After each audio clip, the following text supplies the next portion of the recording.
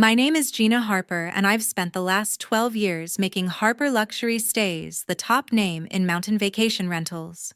Yesterday, my younger brother Peyton, now CEO, leaned across the boardroom table and snarled, "Apologize to my girlfriend right now, or you're fired." My parents nodded in full agreement, their faces smug. I just looked straight at him and said, "Fine." This morning, Peyton strode into the office smirking, ready to enjoy his victory, until he saw my empty desk and the resignation letter sitting right in the middle. The company lawyer Maurice burst in right behind him, face white as a sheet. "Tell me you didn't send it?" he gasped. Peyton's smile vanished on the spot. The entire conference room went dead silent. If you've ever been pushed out by family, hit that subscribe button and let's get into what happened next. 3 days earlier, everything started with a single video call. Riley, my younger brother's girlfriend, had taken it upon herself to close the biggest deal in company history. On the screen sat a group of ultra-high net worth investors from Charlotte who wanted 42 custom mountain lodges built at the Ridge Collection. Riley, wearing a blazer 2 sizes too big and a smile 3 sizes too confident, promised them full turnkey delivery in 11 months flat.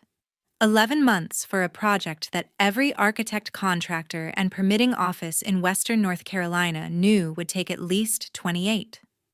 I was looped into the call at the last second because the investors specifically asked for the head of project development, which happened to be me. The moment Riley finished her pitch, one of the investors turned to me and asked point blank, "Is 11 months realistic?" I didn't hesitate. "No, 28 months is the absolute earliest, and that assumes zero weather delays and perfect supply chain conditions." Riley's smile froze. The investors thanked us and ended the call. 2 hours later, I sent the official follow-up email to the entire investor group, copying the board and Peyton as CEO. Subject line revised: realistic timeline and cost breakdown, the Ridge Collection. I attached the full feasibility study, permitting schedules, contractor quotes, and a line-by-line budget that showed why 11 months would guarantee either massive corner cutting or a multi-million-dollar lawsuit when we missed the date. It was professional, factual, and necessary. By 4 o'clock that afternoon, Peyton stormed into my office with Riley trailing behind him like she belonged there. "What the hell was that email?" he shouted, slamming his phone on my desk so hard the screen cracked. Riley folded her arms and added, "You just made me look incompetent in front of people who were ready to wire $20 million. I stayed calm. I corrected an impossible promise before it became a legal disaster. That's my job. Peyton's face turned red. "Your job is to make the company look good, not throw my girlfriend under the bus." Riley jumped in again. "I had them eating out of my hand until you opened your mouth." I pointed at the budget on my screen. "Look at the numbers yourself. We can't even break ground until spring because of the seasonal permitting window. You promised move-in ready homes next fall. That's physically impossible." Peyton waved it away. "We'll figure it out. We always do." Translation: my team would kill themselves working overtime, while Riley took the credit and the commission. It had happened 4 times in the last 18 months alone, and every time Peyton defended her. He leaned in close. "Take the email back. Send a new one saying 11 months is aggressive but achievable. Do it today." I didn't move. I won't lie to clients who are wiring 8-figure deposits. Riley gave a dramatic sigh. "She's jealous, Peyton. She's been jealous ever since your dad made you CEO." Peyton straightened up, chest puffed out like the title still felt brand new. "Apologize to Riley for undermining her, or this goes to the board as insubordination." I met his eyes. "Do what you have to do." That night, I forwarded the entire exchange to Nash, my second in command, with one line: "Start documenting everything. Just in case." I had no idea how fast just in case was about to arrive. I just said fine and stood up from the conference table. No argument, no raised voice. I walked straight out while Peyton kept talking to the air. The board members stared at their laptops like they'd suddenly discovered something fascinating in the spreadsheets. My parents didn't even try to stop me. I took the elevator to the 5th floor, keyed into the corner office that had been mine for 12 years, and started packing. The view of the Blue Ridge Mountains stayed the same, but everything else suddenly felt borrowed. First went the framed permits for every property I'd brought online since I was 26. Then the awards from the North Carolina Vacation Rental Managers Association, 3 years running Best Luxury Portfolio. I wrapped each one in bubble wrap like they were someone else's memories. The team photos came down next 38 people who had trusted me to fight for budget schedules and quality, while Peyton handed out bonuses to his friends. I had built the entire development division from 4 people to 80. Revenue from my projects paid for the private jet Peyton now flew, and the Land Rover Riley drove. Yet every Christmas, my mother Connie still introduced Riley as basically our daughter-in-law, while I got asked when I planned to settle down and give them real grandchildren. Growing up, the favoritism had been subtle but constant. Peyton cried he got the new bike.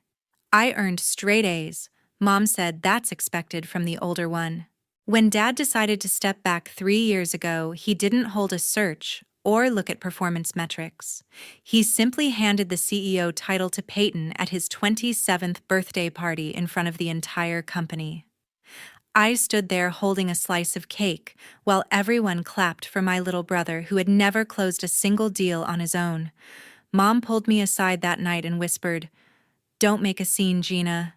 This makes your father happy." From that day forward, Peyton signed the paychecks and Riley started showing up to executive meetings in 6-inch heels, giving creative input nobody asked for. Every time I pushed back on corners they wanted to cut, Mom would call me afterward. "Be supportive. He's your only brother." I kept packing. The ridiculous world's okayest sister mug Peyton gave me as a joke one year went into the trash. The emergency binder I'd built, 300 pages of contractor contacts permitting shortcuts and crisis plans, stayed on the desk. Someone else could figure out how to finish the Ridge collection without it. My phone lit up with texts from the team. Nash wrote first, "They just announced you're suspended without pay until you apologize. What the hell is going on?" Then Sarah, "Is this real?" Marcus sent a simple skull emoji. I typed one reply to the group, "Take care of yourselves. I'll be fine." Then I turned the phone face down and kept boxing. By 6 o'clock, the office looked like I had never existed. 4 cardboard boxes and 1 rolling suitcase held 12 years. I loaded them into my Jeep, shut the door, and sat in the quiet parking garage for a long minute. The weight I'd carried since childhood, the constant need to prove I belonged, suddenly felt lighter than the boxes in the back. I drove home through the mountains as the sun dropped behind the ridges, already knowing exactly what I had to do next. That night, I sat alone in my downtown Asheville loft, a glass of Cabernet in my hand, and the boxes from the office still stacked by the door. I opened my laptop and created a new folder titled Everything. For 5 years, I had quietly saved every single piece of evidence. Every time Riley swapped premium cedar siding for pressure-treated pine to pocket the difference. Every time she forced contractors to sign side letters promising kickbacks that came straight out of our margins. Every time she promised a client an impossible completion date and then blamed my team when we couldn't magically shrink winter. I dragged in the original's architect drawings marked approved next to the cheaper versions that actually got built. Vendor invoices showing 28% markups that disappeared into an LLC registered to her cousin. Recorded calls where she laughed about how nobody ever checks the fine print. Text messages to her friends bragging about the new handbag each closed deal bought her. I built subfolders like a prosecutor.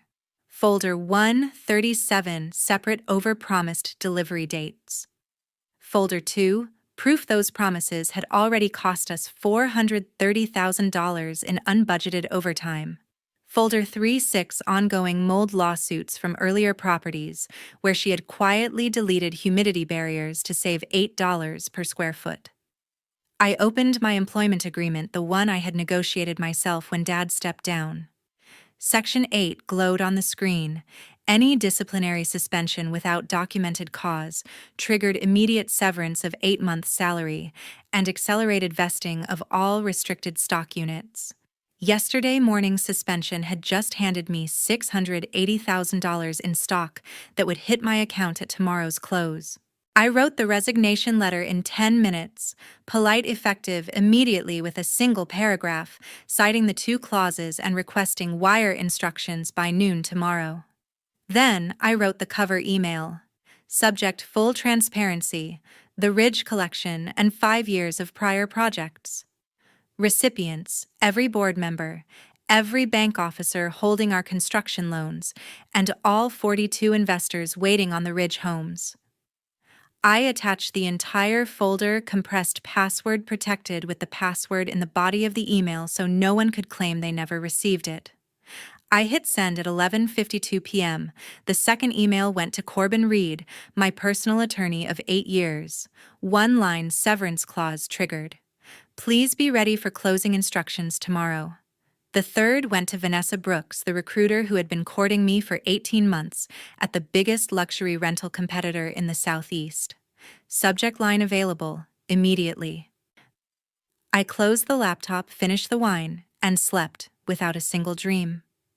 By sunrise, my phone was already vibrating off the table. Board members requesting emergency meetings, investors asking for immediate conference calls. One frantic voicemail from Maurice that I deleted without listening.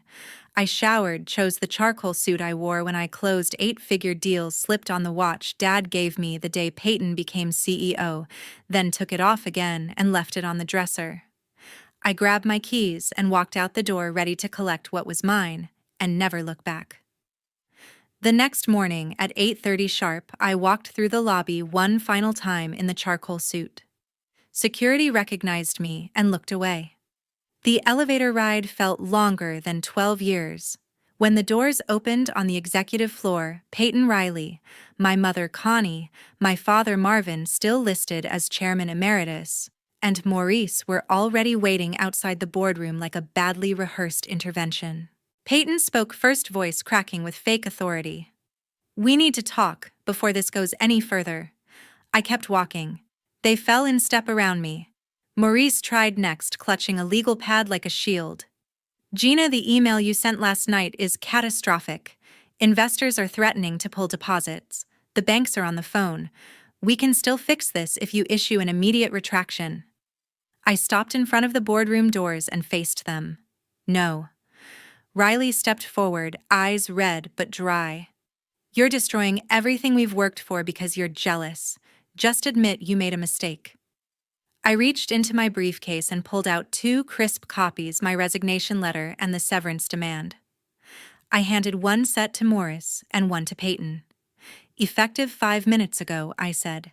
"Section 8 of my contract is very clear. 8 months' salary plus immediate accelerated vesting of all restricted stock, $680,000 at yesterday's close. Wire instructions are attached. I expect confirmation by end of day." Maurice flipped through the pages, face draining of color. This will bankrupt the company if the stock vests today. Then you should have read the contract before suspending me." My mother finally spoke, voice trembling. "Gina, honey, think of your father. Think of the family name." I looked at Marvin. He hadn't said a word yet. His eyes were fixed on the marble floor. Connie tried again, softer. "We can work this out privately. Come inside, sit down, let's talk like we used to." I smiled for the first time all morning. It wasn't warm. There is no "we" anymore. You made that decision the moment you sat silent while Peyton threatened to suspend me for telling the truth. Peyton found his voice again. "You can't just walk away with almost $700,000 after trying to burn the company down. I'm walking away with exactly what the contract I negotiated says I'm owed. The company is burning because of 5 years of documented fraud you refused to see." Maurice made one last desperate lunge.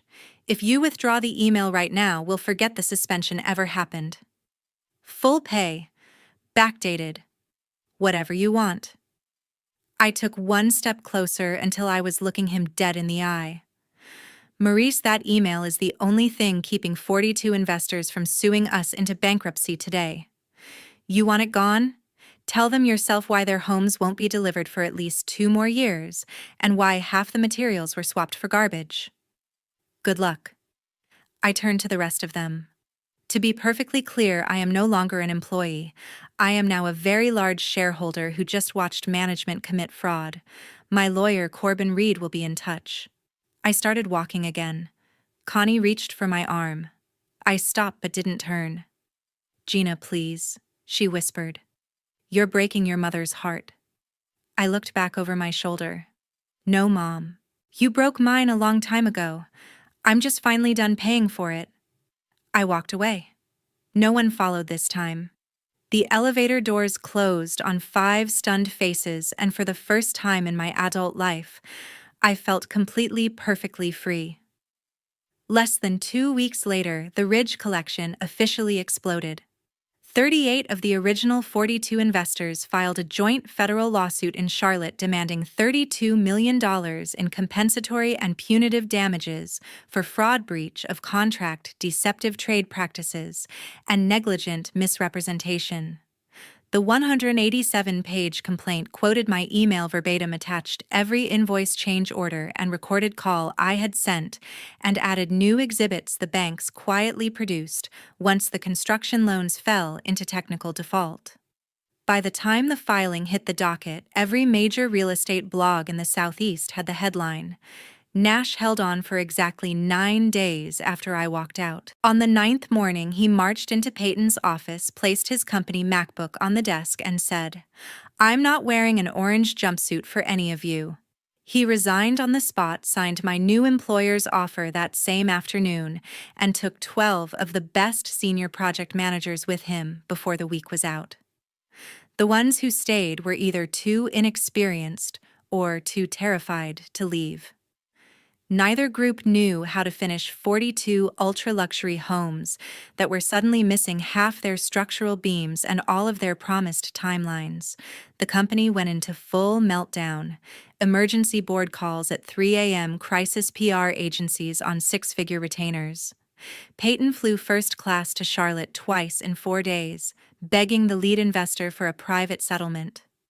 They escorted him out of the building and had security walk him to the curb. Then, on a cold, rainy Thursday night, my phone lit up with the old landline from my parents' house in Biltmore Forest, the number I hadn't answered in years. I let it ring 5 times before I picked up. Connie spoke first, voice trembling so hard the speaker crackled. "Gina, honey, we're all here. You're on speaker. Your father, Peyton. We're begging you." Silence from my end. Marvin cleared his throat, the man who once closed 8-figure deals with a handshake, now sounding like he hadn't slept in days. "We were wrong. Completely wrong. We see it now. We're so sorry." Peyton jumped in frantic. "The banks are calling every loan tomorrow morning. If we lose the Ridge, we lose the company, the house, the planes. Everything your father built. Everything you built. It's all gone unless you help us." I heard movement then, the unmistakable thud of knees hitting the hardwood floor in the living room I grew up in. Connie started sobbing openly. "We're on our knees, baby. All 3 of us, literally on the floor. Please." Peyton again, voice raw. "Come back. 6 months. Consulting only. Name your price. 1 million, 2 million, 5 million. Whatever you want. Stock. Cash. You write the number. You're the only person alive who can still salvage this." I stood at the floor-to-ceiling window of my new corner office in Charlotte, 30 floors above the city, watching rain streak down the glass. The same city where the lawsuit had just been filed. The same city where my new title, Executive Vice President of Development, was already printed on the door. I waited until the crying quieted to hiccups. Then I spoke the only sentence they would ever hear from me again. Never again. I ended the call, blocked the landline, blocked Peyton's cell, blocked Connie's cell, and blocked the house number 1 last time for good measure. I set the phone face down on the desk, turned back to the rain-slicked skyline, and felt absolutely nothing. 18 months later, Harper Luxury Stays no longer belonged to the Harper family. A private equity group out of Atlanta snapped it up at a fire sale price 42 cents on the dollar of what it had been valued at before the lawsuit. They kept the brand name, fired two-thirds of the remaining staff, and turned the rest into glorified property managers for the few assets that survived foreclosure. Peyton was walked out the same day the deal closed. No severance, no goodbye party. Security escorted him to the parking lot with a single banker's box. The official reason was gross mismanagement and loss of investor confidence, but everyone knew the real one. The new owners didn't want the face of the scandal anywhere near the rebuilt company. Riley lasted exactly 1 week after Peyton lost the title. She packed her designer bags into the Land Rover that was no longer hers, left the keys on the kitchen island, and disappeared. Word came 6 weeks later that she had moved to Miami with a 39-year-old nightclub promoter. Peyton's social media went dark the same day. My parents put the Biltmore Forest estate on the market 3 months after the sale. 8 bedrooms, 12,000 square feet, and 40 years of memories sold for less than they owed the bank. The Florida condo went next to a cash buyer from New York who paid pennies on the dollar. They moved into a 2-bedroom rental in Hendersonville, the kind of place they used to joke about when driving past it on the way to charity galas. Meanwhile, I was named Executive Vice President of Development at Apex Mountain Residences, the largest luxury vacation rental operator in the Southeast, and Harper Luxury Stays' fiercest competitor for a decade. My first official act was greenlighting a 48-home community on the Ridge, directly across the valley from what used to be the Ridge Collection, now a half-finished ghost town of framed skeletons and liens. The irony wasn't lost on anyone. Nash ran the construction side. Sarah handled permitting. Marcus oversaw design. 12 former Harper employees now sat in the top roles at Apex, and every one of them had a story about the day they decided loyalty to the family name wasn't worth their careers. I still lived in the same Charlotte loft, but the view had changed. My office sat 32 floors above the city, and the portfolio under my control had tripled in size. Revenue was up 47% year over year. The board gave me a standing ovation at the annual meeting when I presented the numbers. I never checked the old Harper website again. I didn't need to. The new owners had scrubbed every trace of the founding family from the About page. The only reminder left was a faded bronze plaque in the lobby of the original office building that no one bothered to take down. Some nights, I drove the hour back to Asheville just to see the lights from my new development twinkling across the valley, bright, orderly, and on schedule. The skeletons on the opposite ridge stayed dark. I never felt triumph. I never felt pity. I just felt finished. The story was over, and I had written the last line myself. Today, a text thread appeared from 3 numbers I thought were dead and buried. The first was Peyton's old personal cell. The second belonged to Connie. The third was the ancient landline from the house that no longer carried our name. They had created a group chat titled Family.